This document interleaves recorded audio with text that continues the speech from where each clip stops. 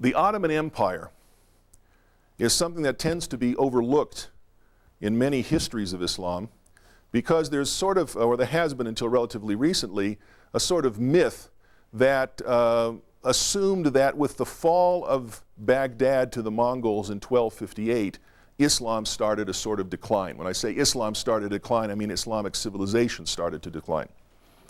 Well, Hodgson is an important historian because he's one of the first historians to show that this was absolutely not true. And so he extends Islamic influence historically well into the period that we consider the beginning of European hegemony, the period of the Renaissance in the 16th century. The next, I sort of did these chronologically here.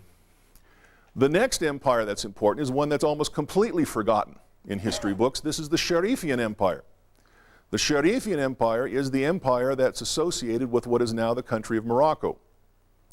It's called Sharifian because the rulers of that state were Sharif, meaning descendants of the Prophet Muhammad. The Sharifian state, in its widest extent, extended from what is now Morocco, through western Algeria, and down into West Africa as far as the Niger River. At the height of its power, at the end of the 16th century, around say the year 1590, it was able to field one of the largest armies of firearm-carrying infantry in the world. It had 100,000 men under firearms. It was such a threat to Spain that its existence seriously threatened Spanish policy. And there are documents indicating that it was feeling its oats so much that the Sharifian ruler, the Sultan of Morocco, or the Caliph, actually they call themselves caliphs, actually contacted Queen Elizabeth II of England and proposed a joint British-Moroccan expeditionary force to conquer the Spanish West Indies. In other words, British ships and Moroccan troops. Queen Elizabeth turned it down. This empire lasted in name until the onset of French colonialism in Morocco in 1912. But its period of power was also only about 100 years because this was one of the last examples in Middle Eastern history of how a plague can destroy an entire state. Literally, the entire ruling class and intellectual class of the Sharifian Empire was lopped off at the end of the 16th century by the last bubonic plague to sweep the Mediterranean region. The third empire, one that also tends to show up a little less than others in history books, is the Safavid Empire. The Safavid Empire is based in Iran and was the state that made Iran Shiite. Prior to the rise of the Safavids in the 16th century, even though there were large Shiite communities in Iran, Iran was still overwhelmingly a Sunni place, and the governments were all Sunni Muslims. The Safavids started out,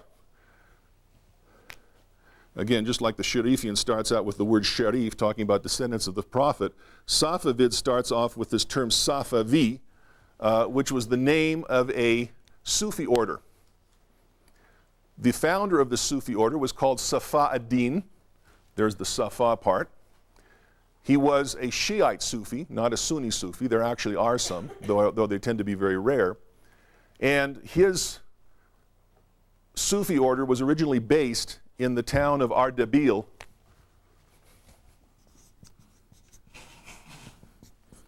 in northeastern Iran. It's up near the Caspian Sea. Northwestern Iran.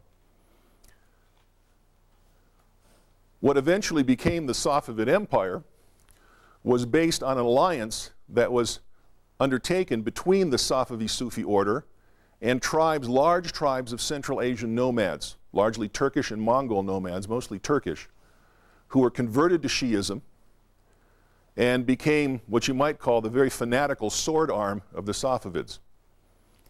Their first capital was the city of Tabriz. And to give you an idea of how Tabriz became Shiite instead of Sunni, when the Safavids captured the city of Tabriz, they went through the city with squads of soldiers, making everybody in the city shout, basically, God damn Abu Bakr, Omar, and Uthman.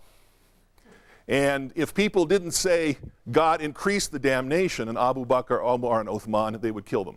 Literally this happened. So in short order, Iran went from a Sunni country to a Shiite country. The Safavid Empire, in its greatest extent, extended from the Central Asian regions north of Iran through Iran itself, and lasted, in terms of its greatest power, basically from the 16th through the 17th century. It sputtered on for a while into the 18th century when it was replaced by the Qajars. Finally, there's the Mughal Empire. This is the empire associated with India. People tend to spell it like this now. This is the new politically correct spelling, Mughal. Mughal means Mongol. Babur, the founder of this empire, the founder of the state, was a Central Asian prince from what is now Afghanistan who traced his lineage to the Mongols. This is why they're called Mughal. They took over India, didn't conquer the entire subcontinent, but conquered a good portion of it, about half of it, and are responsible for most of the great Islamic monuments that we see in India today. For example, the Taj Mahal was created by Shah Jahan, one of the rulers of the Mughal Empire. This empire essentially lasted from its foundation in the 16th century to the Battle of Plessis in the 18th century, when the British, under the British East India Company, first started taking over India itself. Now, the reason I have all these up is not to give you a history of empires, but to illustrate certain commonalities. One of the things that Hodgson finds in his history of the Islamic world is that, interestingly enough, the same kinds of things seem to be happening everywhere in the Islamic world at the same time. And it doesn't happen just in the early modern period. This goes on all the way back in Islamic history as well. If you notice, with the exception of the Ottoman Empire, all of these empires start around the same dates, more or less. They're all starting in the 16th century. And really, the Ottoman Empire gets cranked up as a great state really at the end of the 15th century, so almost in the 16th century, right after the conquest of Constantinople. But there's something else that they all have in common. They were all founded in one way or another, or their power was based on a revolutionary change in technology. So here's the first important thing. These states, these last great Islamic states on the historical stage, were to a large extent the product of technology. What was the technology? Gunpowder. And for this reason, Hodgson calls them gunpowder empires. All of these states came to power through the use of firearms. Now again, I can't say that firearms are an Islamic invention.